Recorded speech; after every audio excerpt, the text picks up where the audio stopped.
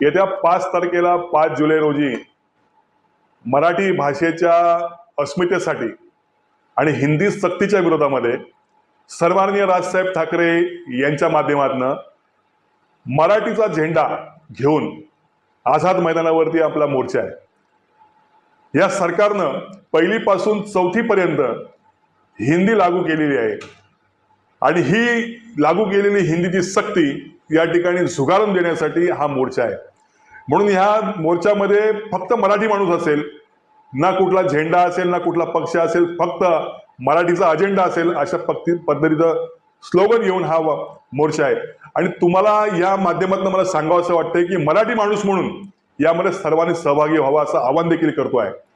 या मोर्चामध्ये राज ठाकरे असतील, राजसाहेब ठाकरे असतील, उद्धवजी ठाकरे असतील, शरद पवार साहेब असतील, काँग्रेसचे काही नेते या ठिकाणी सहभागी होणार आहेत।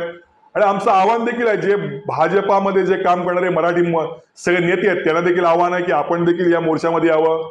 शिवसेना शिंदे गटामध्ये काम करणारे सगळे लोक आहेत त्यांना देखील माझं आव्हान आहे की आपण देखील या मोर्चामध्ये सहभागी व्हावं। मराठी भाषिक अस्मितेसाठी आपण कडवट असलं पाहिजे आणि ती एकता दाखवण्यासाठीच आपण मुंबईत यायला पाहिजे। 108 मराठी हुतात्म्यांचं रक्त सांडून या ठिकाणी आपण मुंबई आपल्या ताब्यात ठेवलेली आहे। मुंबईवरती आपण अधिराज्य गाजवलेलं आहे आणि हे आपण विसरता कामा नये। मुंबई गिळण्याचा डाव ह्या हिंदीच्या सक्तीच्या माध्यमातून आणि म्हणून सगळी राजकीय जोडे बाजूला ठेवून आपण 5 तारखेच्या मोर्चामध्ये आपण सर्वांनी सहभागी व्हावं असं सर्वांनाच आव्हान आहे।